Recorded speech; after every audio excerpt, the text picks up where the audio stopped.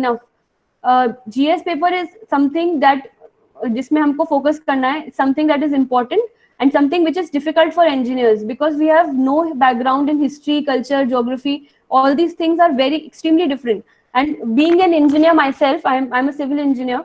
You all are engineers. I can tell you that as an engineer, GS paper is not easy, and we have to give our 100% to clear this paper. Then the next is mains. Mains में there are 7 papers. GS 1, 2, 3, 4. GS 1 is history, geography, art and culture, etc. Paper 2 is political science and international relations.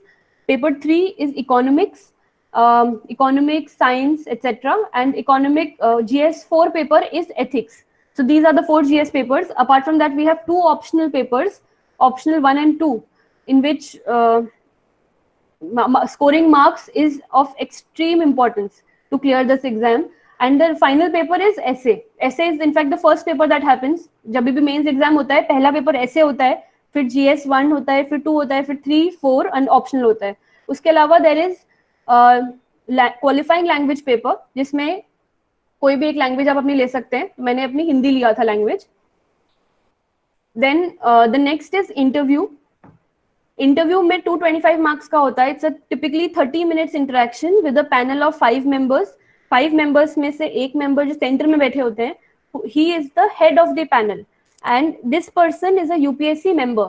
So UPSC की जो board है उसमें there is a UPSC chairman and there are other members. So जो members होते हैं वो हर member एक एक पैनल शेयर करता है. और जो I hope I am clear, this is little confusing but let's see there is a UPSC board.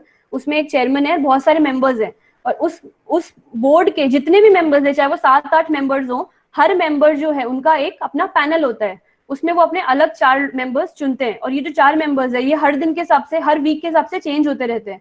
So every week panel will change. तो जो मेरा पैनल था उसमें जो सेंट्रल मेंबर थे वो यूपीएससी के मेंबर थे, बाकी सब जो थे वो पैनल मेंबर्स थे. एंड इसमें जो DAF होता है which is detailed application form, ये डिटेल्ड एप्लीकेशन फॉर्म हम मेंस एग्जाम होने के बाद में भरते हैं. पहले भरते हैं, मेंस के पहले भरते हैं. मुझे एग्जैक्टली अभी कई बार इसमें चेंजेस होते रहते हैं. मेरे टाइम पे 2-3 बार चेंजेस हुए हैं, इसका कब भरना है कब नहीं, बट पहले भरते हैं मेंस के. और इसमें हम अपनी डिटेल में हॉबीज लिखते हैं कि मेरी ये 5 हॉबीज हैं, और मैंने आपने स्पोर्ट्स में क्या क्या किया है वो लिखते हैं. जो भी आपने लाइफ में किया है, whatever you have done in your life previously, you write that. And based on this, based on what information you give to the panel, they ask you questions. So this DAF is very important. One has to be very clear with whatever you are writing. Let's say if I write that I am a civil engineer, and if they ask me any basic about structures in civil engineering, and I am not able to answer that, then it will reflect very poorly on me. That why am I not aware of such basic things? Similarly, let's say if I write that writing is my hobby or playing basketball is my hobby, then the question from their side surely will be about some good novels that one definitely reads, or maybe about basics of basketball. And if I'm not able to answer that, then it reflects very poorly. So DAF is a very important document which one should fill very carefully and clearly while appearing for the interview.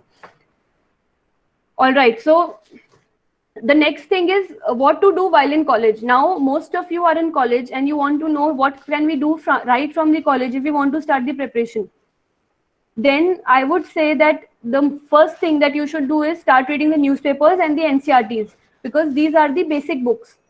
One another question can be कि कितना time पहले before appearing for the exam, how much time should we give for the preparation? Typically 1.5 years, I believe, is appropriate, is perfect. If we are able to give 1.5 years before appearing for the exam, it is a perfect amount of time to start. And initially we should start with definitely newspapers and NCERTs and optional, because optional preparation takes a lot of time. So what you can do, select one newspaper. It can be Indian Express, it can be The Hindu. In my case, it was The Hindu. And just read only one newspaper. Don't go after 2-3 newspapers, and there is absolutely no need to read any magazine. There are so many magazines in the market and it's so confusing. In fact, even in my time, I remember it was so confusing. Were 5 6 magazines, or everybody suggests different magazines, but we have to stick to the basics. Otherwise, it gets we are just going nowhere. We are going everywhere and nowhere. So it is important to be specific while preparing. So just select one newspaper and start reading it. Now, how to read the newspaper? There's so many videos on the internet. You see one good video on how to read the newspaper and start reading it. But newspaper reading is also an art. It's not that हमने बस pages पलटे और newspaper reading हो गई, इस तरह से होगा नहीं. बहुत ही डिटेल में पढ़ना पड़ता है, पेपर वाइज पढ़ना पड़ता है, पेपर के टॉपिक्स देख के पढ़ना पड़ता है. फॉर एग्जाम्पल, अभी इंडिया और चाइना के जो रिलेशंस में प्रॉब्लम हो रही है, जो भी सब इंसिडेंट है, अगर उसके बारे में हमें न्यूज़पेपर में अभी पढ़ना है तो उसको हम कैसे पढ़ेंगे? वो भी उसकी एक आर्ट है. We have to select keywords, exact keywords क्या है. And also every international relation that we read in the newspaper has a history to it, right? China के साथ we have had a history. तो 1965 war हो गई, वो उसका background है. और हमारे जो भी लैंड डिस्प्यूट्स है, चाइना की जो फाइट दूसरी देशों से हो रही है, everything, all of that is a background to the present situation. So we have to understand all of it in order to understand today's context. So all this clarity we have to get through the newspapers. Next, we have to be very clear with the syllabus. Now, हम क्या करते हैं? We just see so many videos, talks, and we start preparing. We don't even bother to see कि exactly UPSC का syllabus क्या है. UPSC Civil Services Examination का there is a very specific, clearly defined syllabus on the internet. Please download it immediately, as soon as possible. And now when you download that syllabus, you will know exact point by point things which we are expected to study, and you have to stick to the syllabus while preparing for the exam, because 99% of the things that you are asked in the exam is around the syllabus. Only 1% is out of the box, and we have to focus on the 99%. So be very clear with the syllabus. In fact, every coaching institute will tell you, and I also agree to this, that you have to by heart the syllabus. अगर आपको syllabus दिल से पूरा याद है, अगर main points याद है, छोटे छोटे पॉइंट्स ठीक है, मेन पॉइंट्स क्या पूछ रहा है वो अच्छे से याद है, then whenever you read the newspaper और you read any book, then you are able to relate कि ये जो चीज है ये कौन से पेपर GS 1 में फिट होगी या 2 में फिट होगी, कैसे फिट होगी, and you are able to see कि उसके आसपास का क्या क्या पढ़ना है. So it is important to know this syllabus. This is a very important point, and I'm emphasizing it too much, but I want you to remember this thing. Then get hold of your basic NCERT and start reading it. So just collect the NCERTs, basic NCERTs, and now NCERT में भी the question often asked to me is 6th class से पढ़े, 8th class से पढ़े, 11th class से पढ़े, कब से start करनी है NCERT पढ़ना? I studied NCERTs of 11th and 12th. That's it. And if you think that NCERTs पढ़ के आपको समझ नहीं आ रहा है and you're not able to understand it, then you come to the next the level below that. Like अगर आपको 10th का समझ नहीं आ रहा है तो आप 8th पे आइए, 8th का नहीं आ रहा 6th पे आइए, but try to read the NCERT of 11th and 12th. अगर वो if you are able to understand it, then you don't need to read all the NCERTs, because जो 6th में पढ़ाया है उसका हायर लेवल 8th में आएगा, जो 8th में पढ़ाया है उसका हायर लेवल 10th में आएगा. एंड अगर आपको हाईएस्ट लेवल पे समझ आ रहा है, then you don't need to read all the things again and again. So that depends on your comfort level. There is no problem in reading NCERTs of 6th standard or 8th standard. It adds to the basic knowledge only. And there are 2 subjects in which you have to read the NCERT from class 6th, and these 2 subjects are geography and science. Geography और science ये 2 ऐसी NCERTs है जो शुरू से अगर हम पढ़ते हैं तो कुछ ना कुछ हमें फैक्ट्स नए नए मिलते रहते हैं. सो 6 से अगर आप पढ़ेंगे तो इट इज एडवाइज कि आप 6 से पढ़े. मैंने भी 6 से पढ़ी थी, ज्योग्राफी एंड साइंस. बाकी सब सब्जेक्ट्स के लिए, be it economics, history, civics, बाकी सबके लिए 11th और 12th की इनफ है. Then coming to the basic books, हर सब्जेक्ट की, जैसे पॉलिटिकल साइंस है उसकी NCERT तो है ही, लेकिन साथ में उसकी एक बेसिक बुक है IAS एग्जाम के लिए, सिविल सर्विस एग्जाम के लिए, and that book for polity is Laxmikanth is the Bible in political science. Similarly for geography there is a book, for every subject, for history there is a book, spectrum हो गई, India after Gandhi हो गई, India struggle for independence हो गई, ऐसे 2-3 books है history में। तो हर सब्जेक्ट की जो बेसिक बुक्स है वो आपको कहीं पे भी लिस्ट मिल जाएगी। You please check online, there is a complete list of book, these are the website which I used to rely on, Vision, IAS, Insights on India and IAS Baba. ये सब वेबसाइट्स पे आपको कहीं पे भी basic book मिल जाएगी and you by the basic books and you just start reading, because basic books के बिना इट इज नॉट पॉसिबल कि कोई भी एग्जाम क्लियर कर सकता है। These two things are the basics, NCERT and basic books. इसमें किसी को कोई क्वेश्चन है क्या? How to start the preparation में? Is there is anybody having any question? No ma'am. Ma'am yes hello yes. Ma'am, जो योजना मैगजीन जो government publish करती है उसे देखना चाहिए या नहीं देखना चाहिए? ओके, योजना मैगजीन जो है वो अच्छी मैगजीन है और मैंने भी वो रेफर की थी, बट वो मैंने बाद में, in later stages of a preparation, not in the initial stages. जब आपका प्रीलिम्स हो जाए उसके बाद अगर आप रेफर करेंगे इट मेक्स मोर सेंस। और योजना मैगजीन बहुत पतली मैगजीन होती है, it takes very less time to read magazine, that magazine. So एक बार आपका जब प्रीलिम्स हो जाए, प्रीलिम्स तक उसका कोई सिग्निफिकेंस नहीं है, उसके बाद once you are actually clear with your basics, then reading that magazine will make more sense to you. But if you have free time, definitely you go ahead, there's no problem. अगर आपके पास free time है and you like reading magazines, there's no problem. But उसकी utility prelims तक तो बिल्कुल भी नहीं है। मेंस में उसकी utility हो सकती है। कैसी utility है उसकी? सबसे ज्यादा utility उसकी ऐसे में है। ऐसे में जो हम इंट्रोडक्शंस वगैरह लिखते हैं, कंक्लूजन्स लिखते हैं, ये सब चीजें हम उस मैगजीन से सीख सकते हैं। How they have started their articles, how they have ended their articles, वो कई बहुत अच्छी लाइंस यूज करते हैं, बहुत अच्छा डेटा यूज करते हैं, ये सब चीजें हम उस मैगजीन से ले सकते हैं। And that is the only magazine apart from, इन सारी मैगजीन्स अगर हम देखें उसमें एक योजना मैगजीन ऐसी है जो सबसे अच्छी है और सबसे रेलेवेंट है, लेकिन उसको भी प्रीलिम्स तक I would say there is no need. And अभी आशिमा, ये क्वेश्चन आप लास्ट में ले लेना, पहले प्रेजेंटेशन खत्म कर लो, आई थिंक वो सही रहेगा। बिल्कुल मैं वैसे ही करने वाली हूँ। It's just that I wanted to know everybody is on the same page, that is why I asked the question. जी जी। Okay, so the next part is how to select optional subject. And this question is a very, it's a FAQ question. Because of the importance, mere importance of it, optional subject जो है वो 500 marks का है। 500 marks, 1750 marks का जो पूरा exam होता है मेंस, उसमें से 500 marks which is almost 33%, मतलब 1/3 आपका ऑप्शनल होता है। तो पूरी प्रिपरेशन का अगर 1/3 एक सब्जेक्ट है तो we all understand how important it is. So it is very important to select an optional subject wisely. ऐसा नहीं करना है हमें जैसे हमने इंजीनियरिंग सब्जेक्ट सेलेक्ट किया था। इंजीनियरिंग सब्जेक्ट में हम कुछ नहीं देखते हैं, जो किसी ने बोला उस समय, हम 12th क्लास में होते हैं, जो आसपास लोगों ने बोला, फैमिली ने बोला, वो हम चुन के सोच के अपना इंजीनियरिंग सब्जेक्ट चुन लेते हैं। कई लोग ऐसे होते हैं जिनको इंजीनियरिंग में जाने के बाद लगता है that this subject is not of my interest. In fact I was one of them. But we cannot do the same in optional. Optional subject ऐसा है जो हमारा एक एसेट बन सकता है। This is what I have to say about the optional subject. अगर आपका ऑप्शनल सब्जेक्ट आपके इंटरेस्ट का है, if the optional subject is of your interest, then it is a major asset to your preparation and it can actually boost your marks significantly. And if you're interested and if you are good in your optional, then you don't have to worry about your GS. You have to worry, but you don't have to worry that much because GS subjects में जो marks होते हैं वो बहुत ज़्यादा very नहीं होते हैं।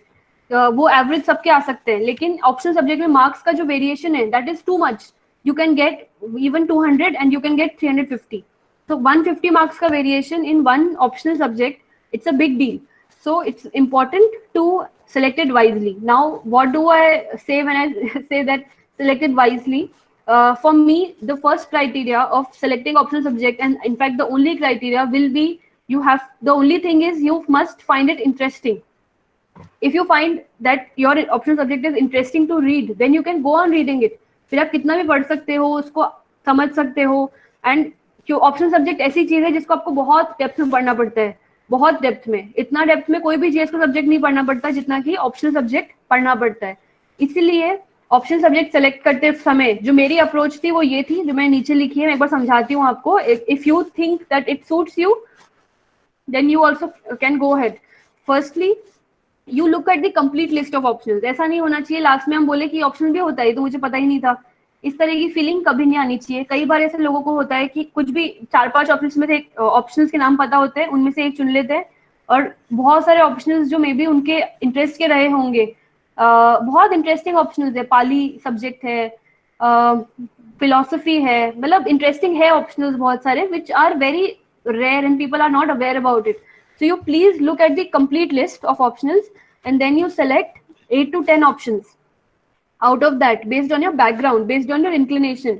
अब ये बहुत ही वाइड है, जो फर्स्ट 8 to 10 हम चुनेंगे बहुत वाइड है। एक बार किसी भी सब्जेक्ट को हम देखते हैं, जैसे पाली हो गया, अब पाली में for a person like me, मैं बोलूंगी मुझे पाली बिल्कुल नहीं जमेगा बिकॉज मुझे उसके आगे पीछे का भी कोई आइडिया नहीं है, मुझे संस्कृत में कभी इंटरेस्ट नहीं रहा है, मैं कैसे पाली लूँ। बट हो सकता है आप में से कुछ लोग होंगे ऐसे जिनका कोई ना कोई बैकग्राउंड होगा, कुछ इंक्लिनेशन होगा एंड यू फील कि पाली कर सकते हैं बिकॉज पाली में स्कोर भी अच्छा आता है और पाली ऐसा ऑप्शनल है जिसको इजीली पढ़ सकते हैं क्योंकि सिलेबस की जो लेंथ है वो थोड़ी कम है। तो हो सकता है आप में से किसी को इंटरेस्ट हो, you can take that. So every optional is worth considering, I feel. So you please give it a thought and you select 8 to 10 optionals first. Now after doing this first step, what you have to do, 8 से 10 optionals को अब आपको detail में देखना है। हर subject, हर optional का syllabus देखिए, previous exam papers देखिए, फिजिबिलिटी देखिए कि आपको गाइडेंस अगर कभी लेनी हो तो कहीं से मिल सकती है क्या। बिना गाइडेंस के कई बार हम लोग अटक जाते हैं and we don't do the right things. पुराने एग्जाम के पेपर्स मिल सकते हैं क्या, कोई ऐसे टॉपर्स है क्या जिन्होंने एग्जाम से इस सब्जेक्ट से एग्जाम निकाला है, उनसे बात कर सकते हैं क्या। तो ये सब चीजों के बेसिस पे you select the top 3 to 4 option. May I request the participants to please mute their mic? थोड़ा सा डिस्टर्बेंस आ रहा है एंड आई एम श्योर बाकी सबको भी डिस्टर्ब हो रहा होगा ये। All right, thank you so much. So this is the second criteria. 8 से 10 के आने के बाद एक डिटेल्ड स्टडी करके 3 से 4 पे आ जाइए। मैं बताती हूँ 3 से 4 क्या थे। मेरे 3 से 4 में था एंथ्रोपोलॉजी, ज्योग्राफी, पब्लिक एडमिनिस्ट्रेशन, जो मुझे लगा था कि मैं पढ़ सकती हूँ, मेरा कुछ बैकग्राउंड है। और एक सिविल इंजीनियरिंग था जो मैंने 8 to 10 में रखा था क्योंकि वो मेरा बैकग्राउंड था, बट उसको मैं 3 to 4 में नहीं लेके आई क्योंकि मुझे ऐसा नहीं लगा कि वो उसमें मुझे कोई गाइडेंस अच्छी मिल सकती है या फिर मेरा उसमें एक्चुअली इतना इंटरेस्ट है कि मैं उसको आगे परस्यू करना चाहूँ। कॉलेज में पढ़ा था, उसके अलग रीजंस थे, उस समय जो नॉलेज थी, उस 12th में जो नॉलेज थी उसके बेसिस पे सिलेक्ट किया था, but that does not mean that we try to we keep sticking to something we are not comfortable with. So अगर आपको अपना ग्रेजुएशन सब्जेक्ट कंफर्टेबल लगता है, you please select it. If you are not comfortable, there is no need to unnecessarily stick to something which you're not comfortable with. So these were the 3 options for me: public administration, geography, anthropology. Now मैंने इन सब की basic books पढ़ी, anthropology की basic book, geography की और पबएड की, लेकिन मैंने ये देखा कि पबएड जो है उसमें मुझे नींद आ रही है, मतलब मुझे बिल्कुल बहुत बोरिंग लग रहा है, बहुत फिलोसफिकल लग रहा है, बहुत बड़ा भी था वो, मतलब एक एक थ्योरीज जो थी वो बहुत बड़ी बड़ी थी उसकी, तो मेरे को उतना इंटरेस्टिंग नहीं लग रहा था, मेरे को ऐसा नहीं लग रहा था मैं कुछ नया सीख रही हूँ। तो मैंने पब्लिक एडमिनिस्ट्रेशन सबसे पहले हटा दिया। अब मेरे 2 ऑप्शंस बचे थे, ज्योग्राफी एंड एंथ्रोपोलॉजी। इन दोनों में मैंने क्या देखा कि एग्जाम जो है वो देने में मुझे सिर्फ 1 साल बचा है। मैंने ऑप्शनल चुना था अपना नवंबर 2014 में, और मेरा एग्जाम मुझे देना था अगस्त में, प्रीलिम्स था और अगले नवंबर में मेंस था, तो मेरे पास 1 साल था मेंस तक। तो 1 साल में मैं ज्योग्राफी कर सकती हूँ क्या? तो इसका आंसर नो था, बिकॉज ज्योग्राफी में सिलेबस इज टू लेंथी। अगर आपके पास टाइम है तो ज्योग्राफी स्कोरिंग भी हो सकता है, लेकिन अगर टाइम नहीं है तो मेरे लिए ये फिजिबल नहीं था। और एक और मेरा जो क्राइटेरिया था वो था that I wanted to learn a new subject. मुझे ऐसा लग रहा था कि it will add some value in my life if I learn a new subject, so I picked up anthropology. And इसका एक और रीजन था that I was very much interested in biology when I was in 10th standard तक मैंने biology पढ़ा है, उसमें मेरे बायोलॉजी में बहुत अच्छे मार्क्स आते थे। तो मुझे ऐसा लगता था कि कहीं ना कहीं this is my strength and I should go for anthropology and it will pay off sometime. इस ये सब सोच के मैंने अपना ऑप्शनल एंथ्रोपोलॉजी सिलेक्ट किया था। हेलो, हाँ, तो ये सब सोच के मैंने एंथ्रोपोलॉजी सिलेक्ट किया था। आप इन सब क्राइटेरियाज के बेसिस पे अगर आपके कोई और भी क्राइटेरियाज हो, surely you add them, but very systematically select a optional and do not have this feeling in the end that I actually did not see all the options. This is a very bad feeling and it in fact indicates that We have not given our 100% in planning things. Now there are some myths about selecting optionals. Some people say that सबसे easy जो है, सबसे small जो है या सबसे scoring जो है, ऐसे सब्जेक्ट चुन लो. मुझे ऐसा नहीं लगता कि ऐसा कोई भी सब्जेक्ट है जो स्कोरिंग है, जिसको हम स्कोरिंग क्लियरली बोल सकते हैं. बिकॉज यूपीएससी में क्या, सिविल सर्विस एग्जामिनेशन में there is a wave pattern होता है. कुछ ऑप्शनल्स अच्छा पे ऑफ कर जाते हैं, फिर अगले साल वो डिप कर जाते हैं, फिर वापस कर जाते हैं. तो ऐसा नहीं बोल सकते हम कि कोई ऑप्शन लगातार स्कोरिंग है. हर ऑप्शन का अपना डाउन टाइम आता है, अप टाइम आता है. तो ये सब चीजें क्लियर, बहुत ही मतलब 100% ट्रू नहीं होती कि स्कोरिंग सब्जेक्ट कोई एक है तो वो स्कोरिंग ही रहेगा. इजी कौन सा होता है? इजी में ऐसा कुछ नहीं है. जो आपको इंटरेस्टिंग लगे वो आपके लिए इजी है. अब जैसे पब्लिक एडमिनिस्ट्रेशन है, वो मुझे टफ लगता था, लेकिन हो सकता है कि कुछ लोगों को बहुत इजी लगता हो जिनका उसमें इंटरेस्ट है. फिलोसफी डेफिनेटली मुझे बहुत टफ लगेगा. I am not a person who is interested in reading philosophies, but people who are interested in reading philosophies, for them it is a cake walk. So easy and tough is only a subjective thing which depends on your interest. That is why I am saying that the first criteria is interest. If अगर आपको कुछ subject interesting लगता है तो आप उसको वो easy, small भी लगेगा बिकॉज आप इतनी फास्ट उसको रीड कर पाएंगे कि टाइम का पता नहीं चलेगा. इजी तो लगेगा ही, और स्कोरिंग भी अपने आप हो जाएगा because you have read so much. So everything can become small, easy and scoring if you find it interesting and if you are doing it regularly. And this is the final thing which I wanted to talk about, which is what does it take to clear the exam. कई बार लोग पूछते हैं that कितने घंटे पढ़ते थे, कितनी मेहनत की है. People often ask that how many hours you used to study, how much time have you devoted to your preparation, and I will say that it takes all your efforts and consistency to clear this exam. It is not a cakewalk. This exam is not a cakewalk unless and until you have you are very lucky. But for everybody else, it is not a cakewalk, and it takes a lot of efforts and consistency to clear the exam. मैंने सोचा जब बैठ के कि what are the 5 things जो अगर कोई करे तो definitely ये exam clear कर सकते हैं. And for me, these are the 5 things. The first one is passion to get into this service. One needs to be really passionate कि कुछ भी हो जाए, मतलब I will go there. That sort of passion, if you have, then nothing can stop you. Then consistency in working every day. जब हम इतने time तक पढ़ते हैं, 1.5 years we keep studying, then consistency becomes a challenge. Because every day when we wake up, it's not easy to start studying again and again, go to that study table, same study table, same books. There's so much revision, repetition, revision. So it is not easy. But consistency, if you have in achieving your everyday goals, then it can take you anywhere. Then smart approach towards work. What do I mean by smart approach is that there is so much change happening in the exam itself. There is use of technology, resources available online, videos, video meetings, group calls. One should know what is good and what is not. ये जो हमारा एक intuition होता है कि क्या मुझे करना है, क्या नहीं करना है, what is good, what is not. This is called smart approach, and we have to develop this as soon as possible. हम हमेशा बहुत naive approach नहीं रख सकते हैं that we keep reading the same basic book and that is it.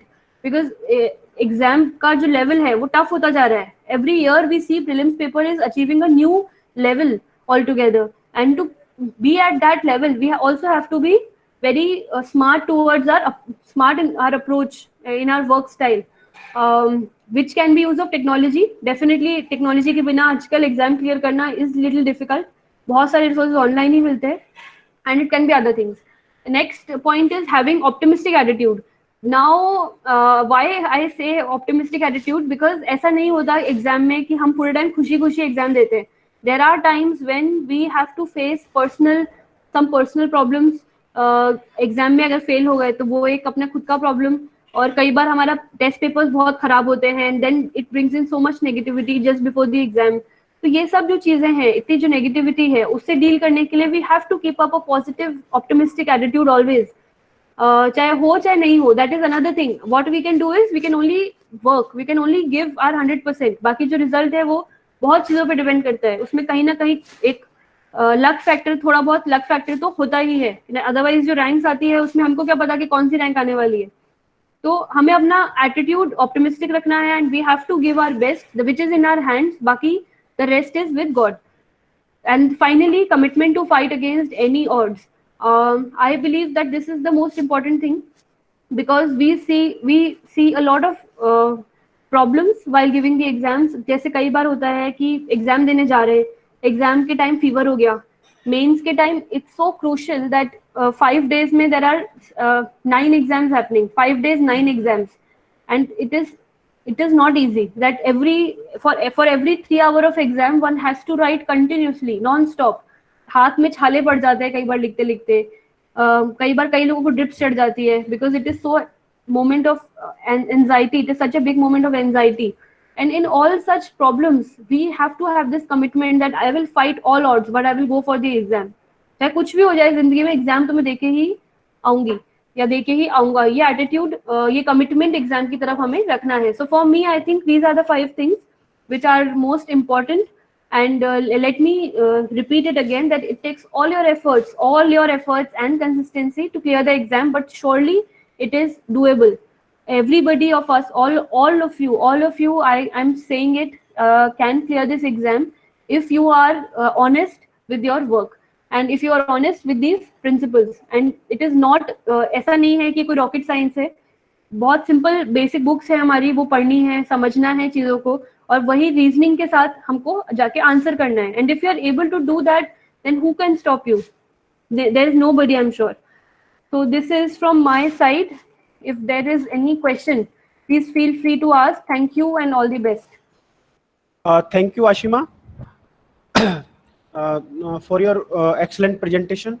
Now I'm requesting all the participants, you can write your comments in the comment box so that I can also pick up your name.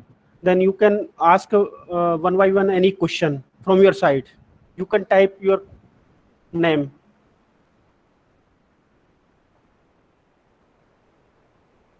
Who want any?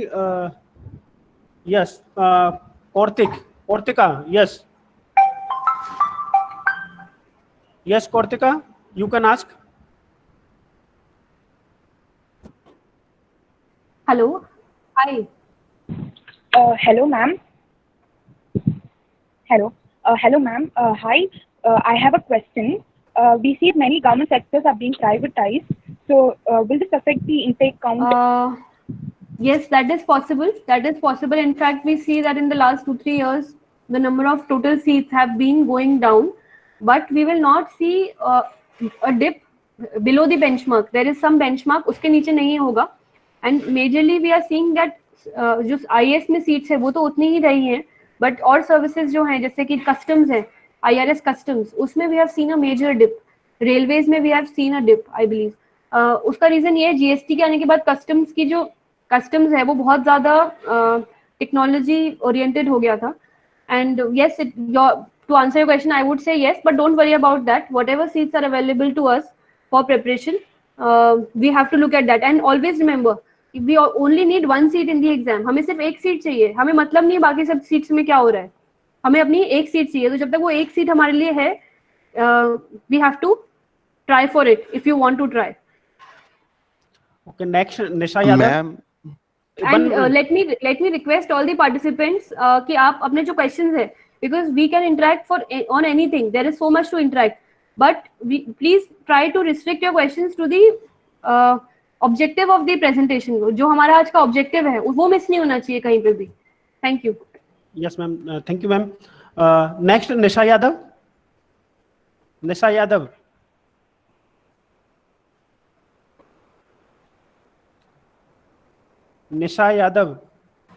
Yes, sir.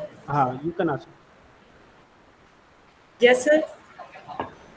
Ma'am, economics optional के लिए कुछ, hello, हाँ बताइए. Ma'am, economics optional के लिए कुछ guidance चाहिए थी. क्या गाइडेंस चाहिए थी? मैम, एक्चुअली इकोनॉमिक्स के अंदर जो मृणाल सर के जो वीडियोस हैं उन्हीं को वही ऑप्शनल के लिए सफिशिएंट है या फिर उससे भी ज़्यादा पढ़ना होगा? नहीं, ऑप्शनल के लिए तो बहुत पढ़ना पड़ता है. आई एम श्योर वीडियोस सफिशिएंट नहीं हो सकते हैं, बट इकोनॉमिक्स ऑप्शनल के लिए आई am not the best person. I would recommend कि आप जिसका ऑप्शन रहा है वो उनसे डिटेल में बात करेंगी तो they will be able to guide better, because my option was anthropology. And economics option is a very specific, each option is a very specific affair, बहुत स्पेसिफिक बुक्स होती है सबकी, और जनरल तो मैं इकोनॉमिक्स में आपको बता सकती हूँ, but specifically I will not be able to recommend you the best things. Okay, thank you, ma'am. Thank you. Next, Vijay Singh. Vijay Singh. Hello. Yes. Hello. Ma'am, thank you for this wonderful session. I just want to ask you that how to make notes from NCERT. I mean, we should start making notes just after reading the NCERT 2-3 times, or just after the reference books also. After reading the NCERT, you can make the notes. Surely, but first reading में कभी भी notes नहीं बनाने चाहिए. जैसे कि आपने कहा कि 2-3 टाइम्स पढ़ने के बाद if you make notes, then वो नोट्स का कुछ एक्चुअली सेंस बनता है एंड वो नोट्स यूजफुल रहते हैं. क्योंकि क्या होता है, when we read for the first time, तब हमको we find that everything is important. In the first reading we always feel that ये भी new, because things are so new, so we think everything is important, but it is only after second or third reading that we actually get to know the actual important areas in that book. So you can make notes of NCERT, that is advisable, but as you can see in the slide which I'm sharing presently, the 5th point, which is the note making should be done well to maximize work output. So in this, my advice would be to have one topic, one note. This approach I have used in my 3rd attempt and it has paid off really well. So for every topic that you read, you may read it from NCERT and then from your basic book and then from advanced book, but for that one topic, please have notes at one place. Are you understanding this? Yeah, yes, ma'am. Okay, make one page of that topic or 2 pages, whatever, but for that particular topic, from all the other sources you can read, but the notes should be only at one place. Now whenever you go for the exam, it makes your preparation very structured, very well organized, and the benefits you see yourself in the exam. Revision will be so easy for you. So I would recommend one topic, one note as the approach for notes making. Thank you. And ma'am, what is the right time to start answer writing after NCERT? Once you are at least 6-7 months into the preparation, I think 6-7 months is needed to at least get a basic idea. Then you can start answer writing. Otherwise, answer writing, we can write anything that we want, because nobody is stopping us from writing. But we are not writing anything. If you are not writing anything relevant, then there's no point. And you need at least 6 to 7 months to get hold of the newspapers of the topic. And whenever we write answers, we have to interrelate. We have to interrelate geography with economics, with political science, etc. And that interrelation comes only when we are well versed with the syllabus. So don't worry about answer writing from day one. अपनी energy जो है हमको channelise करनी है, अलग अलग time पे अलग अलग जगह पे लगानी है. So for the first 6 months, just read as much as possible, revise, learn new things. After that, you can start answer writing. Absolutely. Thank you, ma'am. Okay, Thank you very thank much. Next, Rahul Kumar. Rahul Kumar.